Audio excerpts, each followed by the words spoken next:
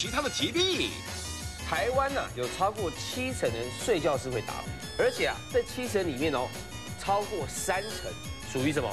睡眠呼吸中止症。这么多？对，如果说你的睡眠中间你的打呼的声音是断断续续的，那它就有可能是你的呼吸道在短时间吸气的时候有狭窄。所以我如果说我的打呼是卡住，对，然后突然很大声的这样子，对，这个就是睡眠呼吸中止症。哦，对。糖尿病患者如果有呼吸中止症、长期打呼的现象而不去理会它，就有可能病情恶化。当你在呼吸中止的时候，氧气不是就不足了吗？对。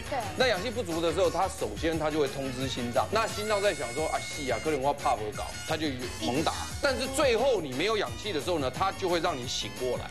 可是它在一个晚上数百次的这样动，就让心脏负荷、肺动脉高压、肾上腺素分泌、血压升高，所以你整个系统都没有办法休息，相对的造成血管的病变，高血压的病变，对，整个血糖全部乱掉。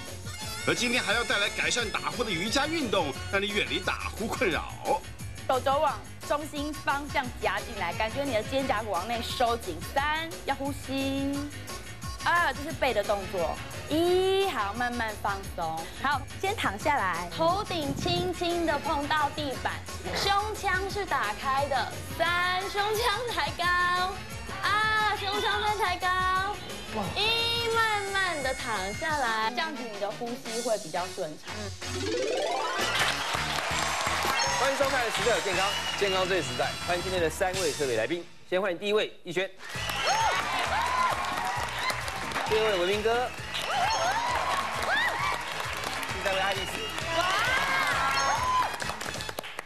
这个前几天啊，有朋友在讲，他说他每天啊睡的时间啊很长，但是他觉得他永远睡不饱哦。后来发现他去看医生，说是因为什么？因为打呼。台湾呢、有超过70%人睡觉是会打呼，这么多？对，而且啊，这70%里面哦，超过30%属于什么？睡眠呼吸中止症。很高的那个比例，打呼打到就是睡眠。我示范一次给你，因为我太常听到，就这样，有没有？正常这样，哎呀，对不对？正常对不对？好像哦。可他有那种，对吧？就这样，有没有？突然之间停住这样，然后所有人都会看到，哎，他怎么没呼吸了？然后所有人开始担心这样子，然后突然间，你就知道他回来了。那我一定要讲一件事情，也是因为以前出外景的时候非常累，出外景就是从早到晚啊，真的受不了。后来有一次就是要拍呢，就是去帮我做按摩。你看这么好工作可以按摩，我就趴在那里，然后已经录完一段了，我想说那我就来睡好了，然后我就开始睡到很沉的时候，突然吓醒。因为我被我自己的鼾声吓醒。爱丽丝，你会打呼？我从来都不知道我自己会打呼，可是那一次，因为刚好是在工作，所以旁边还有很多工作人员，我才知道我会打呼。怎么会这样子？不过我说实在，打呼是正常，但是我们现在聊打呼聊得很轻松自在，对不对？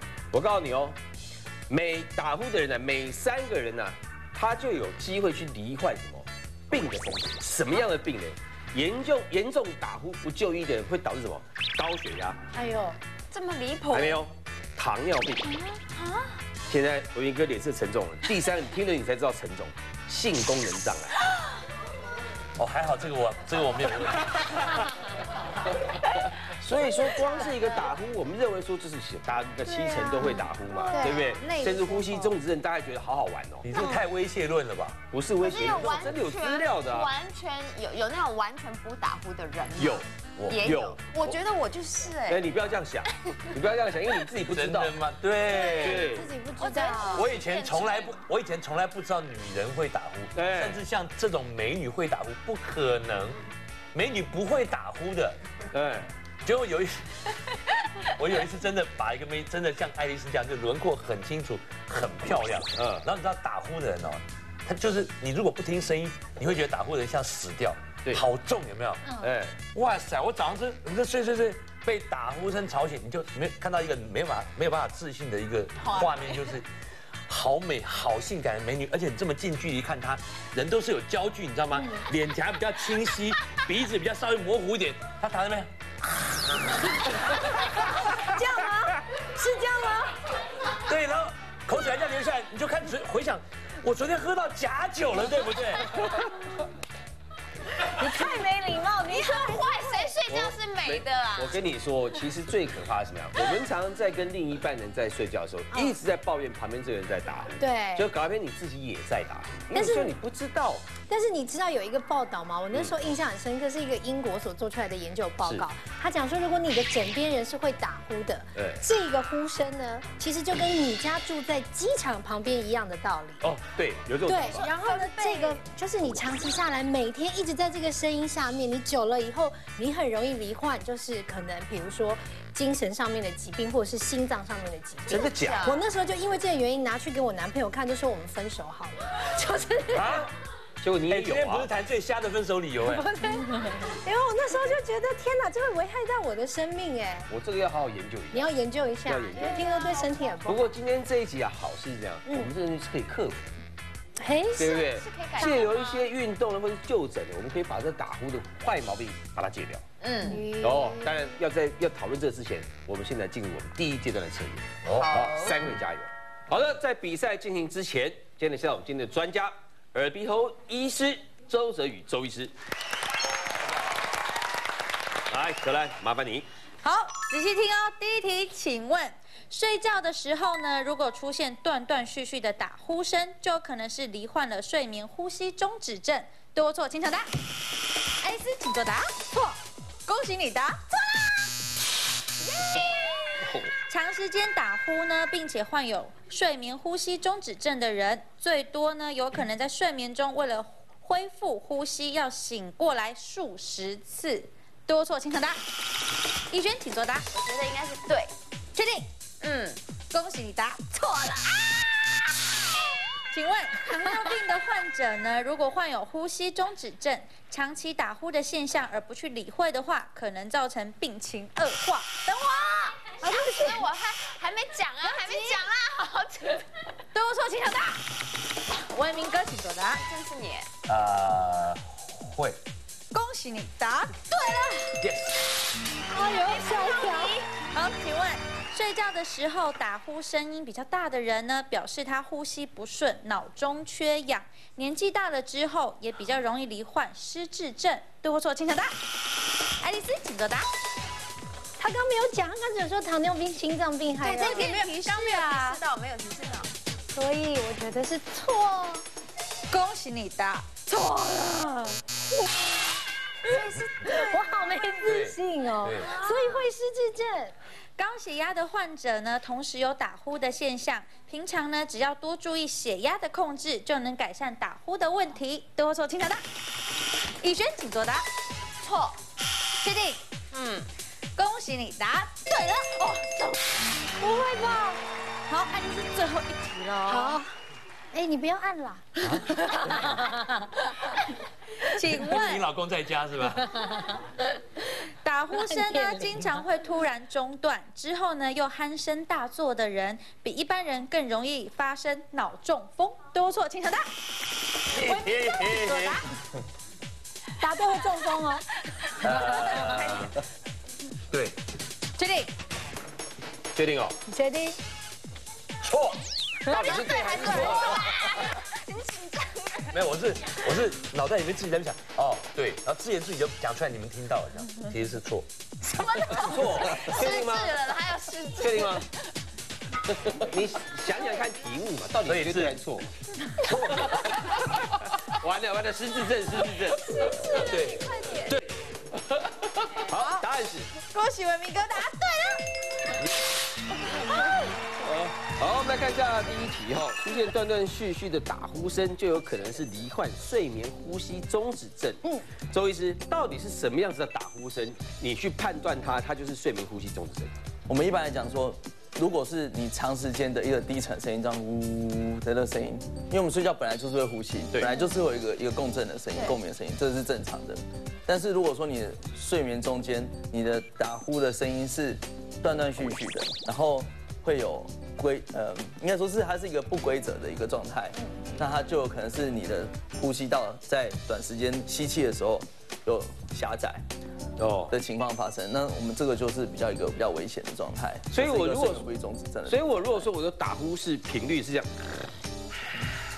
还好吗？就是这样没有停，如果还好，连续的这样子还好，这样才好。对可是如果说卡住，对，然后突然很大声的这样子，对，这个就是这个睡眠呼吸中止症。是哦。对，哦，潘老师这边有一个图，这样好吗？你跟大家讲一下这打呼的原因是怎么样啊？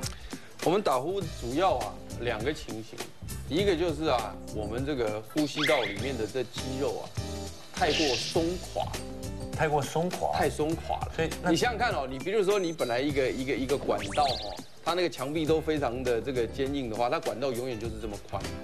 但是如果等到你管道的那个墙壁有点松垮落下来的时候，它就会变窄，瘫了。对，你懂我意思吧？就是松垮了。那我们的人很有趣是，当我们在清醒的时候，我们本身的神经系统会运作肌肉比较有张力，所以因此它会比较收缩。但是你睡着以后，它就会垮下去，而且是越累垮得越多。所以因此有很多人是说，我如果很累睡着都会打呼。对。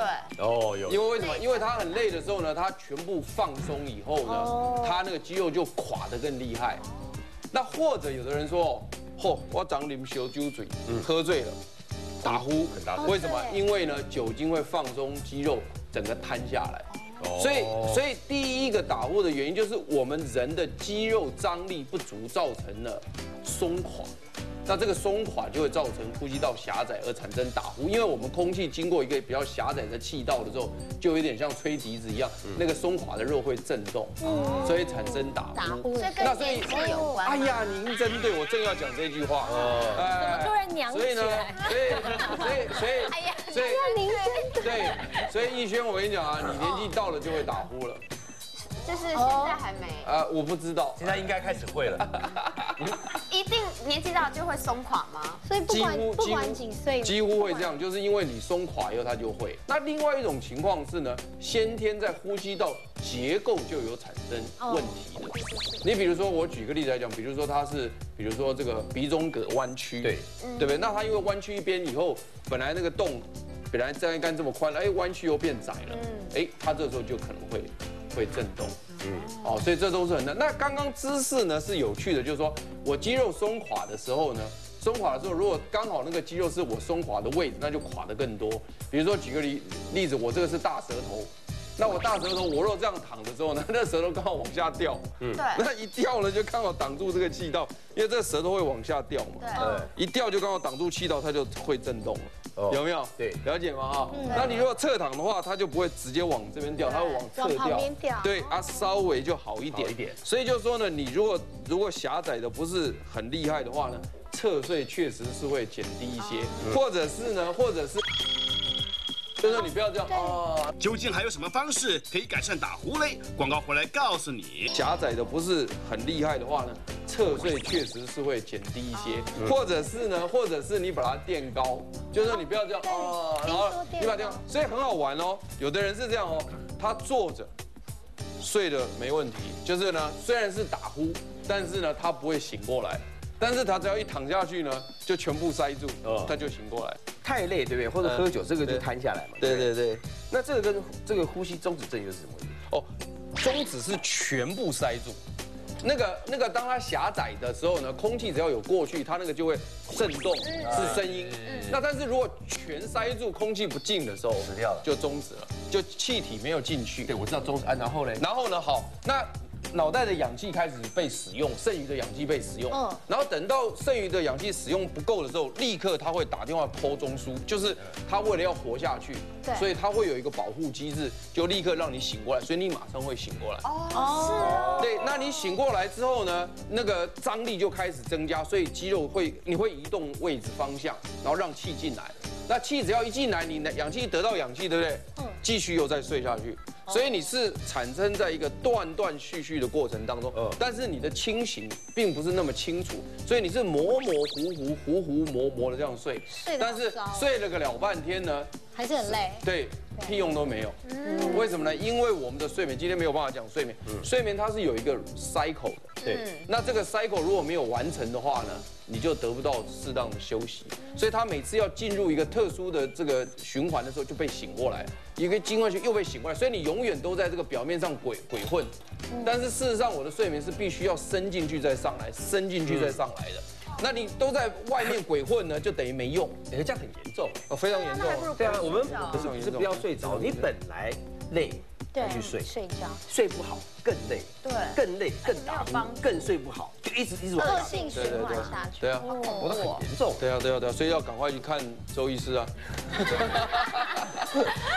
所以说我们如果说有打呼的现象，或者自己认为可能有这个是睡眠呼吸中止症，要去看耳鼻喉科吗？我们一般来讲，国内的话，睡眠专科是有耳鼻喉科、有家庭学科、有胸腔科。哦，那我们耳鼻喉科的话，可以帮忙的就是说，我们在除了就是一些睡眠卫生的一些卫教之外，我们还可以提供一些手术的方法，手术改善刚刚就是潘博士讲的，就是这个呼吸道的狭窄的问题，不管它是松弛的、肌肉松弛的，或者说它的结构本身就是有阻塞。那我曾经有遇过一个案例是比较特别的，就是一个小朋友，才7、8岁而已，那就是他的妈妈带着他到台湾的各大医院去求诊，因为那小朋友一直就是学习能力很差，白天就是很躁动这样子，然后你会觉得这个人动作就是怪怪的，对，但是就是检查不出什么原因，那也有带去精神科看过，那有在服用精神科的药物，然后他就跟他的医生是跟他说，这个就应该是一个像过动症的一个情况。那来到我的门诊，主要是因为他是鼻塞的关系。那我检查之后，他有跟我提到，因为我觉得小朋友怪怪的，所以我问了他妈妈，就多问了几句，就他妈妈就说他一直有这个方面的困扰。结果就后来帮他排了一个睡眠检查，发现他是一个重度的一个非常非常严重的睡眠呼吸中止症。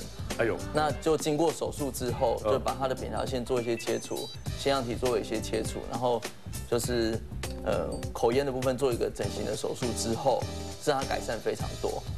他那个白天，因为小朋友不会以嗜睡来表现，小朋友的呼吸中止症都是以注意力不集中来做表现。哦，对。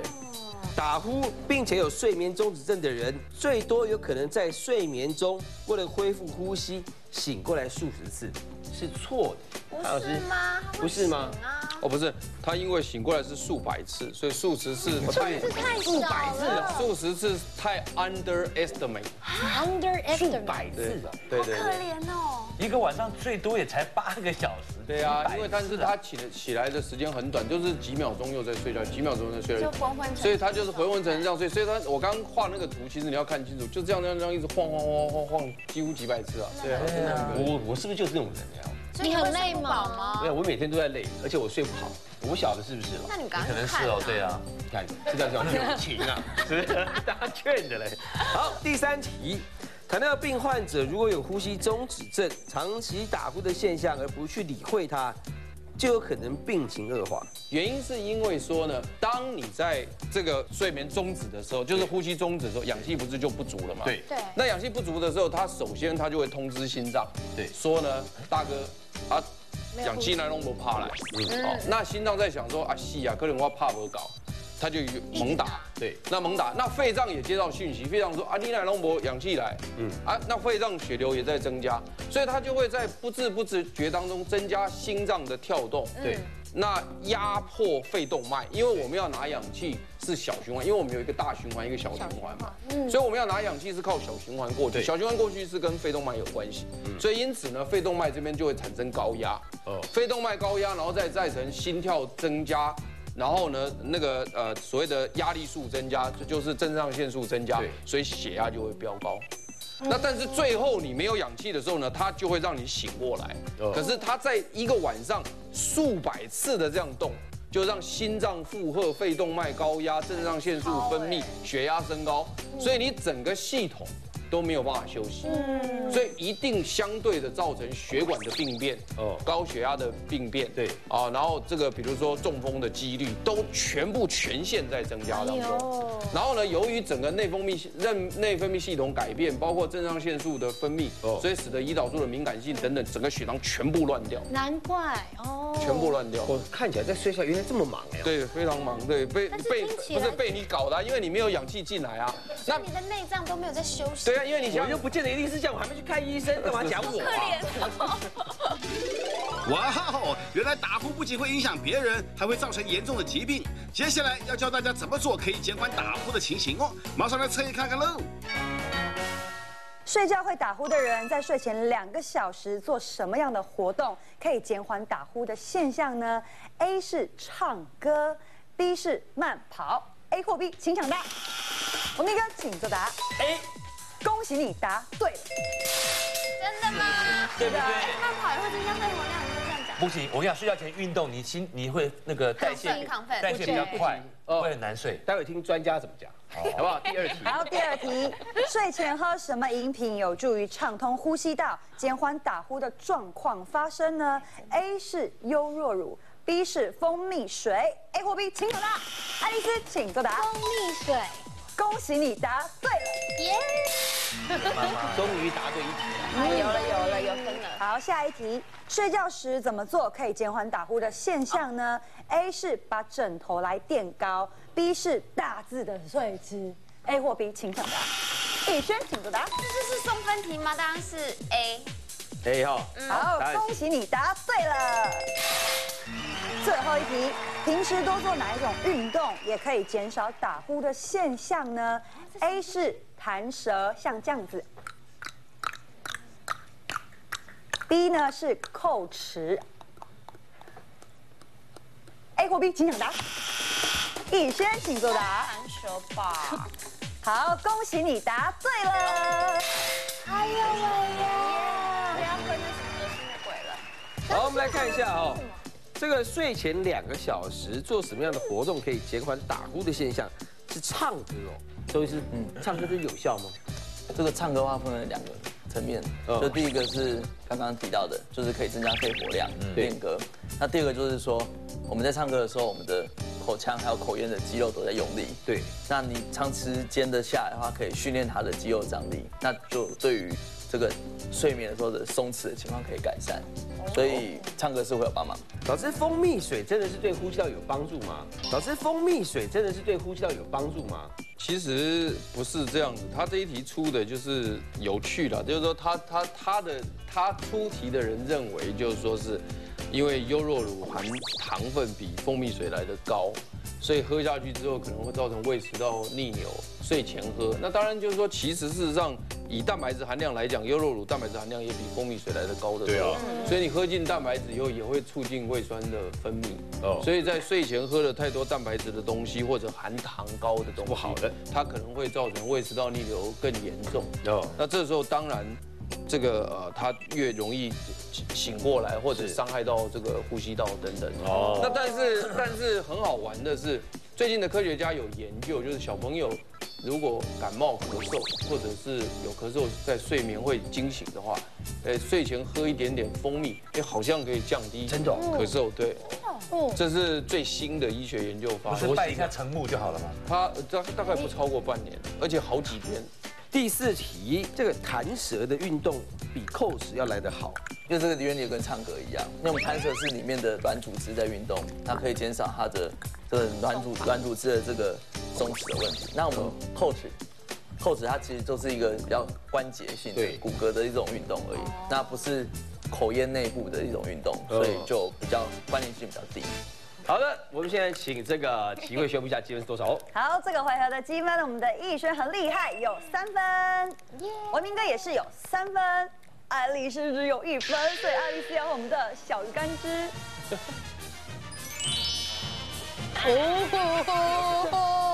哦，我仿佛闻到大海的味道了，天哪，它好腥哦！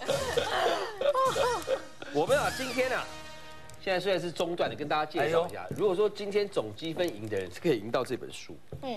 这是2013年吴秉承的个人第一张专辑，第一本专辑啦。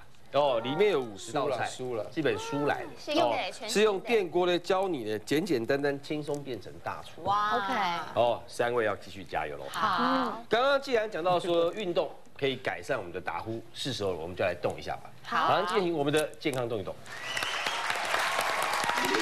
欢迎思雨老师。今天要做什么样子的运动，可以让我们减缓我们的打呼呢？哦，你们真的好好做。平常就要多运动，但是如果希望睡觉前可以做一些动作，缓和我们的一个精神紧绷的话，就可以试试看这几个动作。好，所以先第一个姿势呢，我们先稍微的暖身啊，你可以让右脚靠近耻骨，左脚在外缘，指尖指向上方，眼睛看到手指头，3个呼吸。吸气的时候，把我们的肋骨向外打开。肋骨。对，肋骨向外扩张。呼气的时候，感觉坐骨往下沉。3、2、1，呼气，慢慢趴下来，屁股坐下去哦，手指头往前。如果你额头碰不到地板就算了，但是你手指头慢慢往前走。好，坐骨要往下沉。好，吸气，肋骨打开。肋骨有人打开。对，呼气，肋骨往内收。3、2、1，好，吸气，双手再往上。好，这是暖身哦，哈。来，呼气的时候，来肩胛骨往内收，月光画的手，手肘往中心方向夹进来，感觉你的肩胛骨往内收紧。3，要呼吸。2，这是背的动作。1，好，慢慢放松。好，我们现在右脚在下方，左脚在上方。对，暖身。好，现在右脚在下，左脚在上。好，吸气往上，然后一样月光画的手往下。好，第一个动作我们要做牛面式。牛面式的话，先将你的左手举高往下，右手从下往上。好，试试看能不能找到你的手指头。我懂了，他已经失踪很久了。如果你找不到手指头的话，没有关系，把你的毛巾拿出来。哦，还好不用用。老师，毛巾没有抹布可以吗？可以，左手在上，右手在下。抹布也可以的哦。抹布也可以，鞋带也可以，拉得到就可以，或是外套都可以。我觉得吸气来，脊椎往上延伸。怎么有一种在安养中心老人？不能笑，会岔气。对哦，呼气的时候，让你2只手来靠近多一点，把我们的胸。来，吸气，肋骨打开，胸腔打开。这根本就是在做老人复健。呼气来，坐骨往地板下沉。3、2，呼吸。1，好，慢慢松开，双手松开，或是把你的毛巾拿开。好，回到这边，这是第一个动作。好，第二个动作我们要做鱼面式。鱼面式，你可以将你的左脚稍微的立起来。那刚刚那个是什么事啊？老师，你怎么还在笑？什么事啊？刚刚是牛面式。那个牛面。金丽老师，这样子的运动会打开笑穴。也许呼吸道也会比较容易打开。打开笑穴。练你的呼吸道。来，左脚轻轻立起来。要做换边，对不对？对对对，我们先把一边做完，待会换边。好，左脚立起来。好，你去感觉你两边坐骨是很均衡的。好，第一个选择是吸气，脊椎往上，呼气，左手向后，放在臀部后方，眼睛看向后方，这是第一种选择哦。但是这个动作你会觉得比较轻松，但是如果你想加深的同学，你可以试着把你的右手往上，然后圆背，让你的手肘推大腿外侧。然后祈祷手在心前，眼睛再转向后方，这样子有深一点点的扭转。5、4，来吸气，肋骨扩张。不行，这样好像胸部没办法呼吸耶。尽量打开呼吸。因为扭转了嘛。2、1，好，慢慢松开回正。有睡着吗？没有哎，根本吸不到气。呼吸呼吸中止症。好，第3个动作鱼式，先躺下来，然后双手在臀部正下方。好，先将两脚伸直。好，手肘来走到你的身体的正下方，然后将你的胸腔打开，头顶轻轻的碰到地板，胸腔是打开的。头顶轻轻的碰到地板，碰不到也没关系，只有手肘跟你的手掌是撑在地板上的。好，你可以选择停留在这里，或者是强化我们的核心，将两腿来吸气，吐气，将两腿慢慢抬离地板15公分。5、4、3，胸腔抬高。胸腔再抬高。1，慢慢的躺下来，手解开。好，最后一个缓和动作，来膝盖弯曲。屈膝抱胸，四指互扣。好，吸气，脊椎拉长，呼气，额头来靠近我们的膝盖。5、4、3、2、1，好，慢慢躺下。好，我们躺下可以躺1分钟，这个动作是大休息，瑜伽最后的一个动作，会帮助我们放松。老师可以躺1个小时吗？1分钟。你如果睡着的话就好啦。好，那如果说你可以做完最后一个动作大休息，可以躺在床上做。像我们躺下来大休息一段时间，你可以移到床上，然后就会变成侧躺了。然后就像刚刚那个潘博士讲的那个侧睡垫高枕头，我们就可以侧睡垫高哦，垫高，把枕头垫高，然后两脚可以夹个小枕头，你的脊椎会很放松，这样子睡。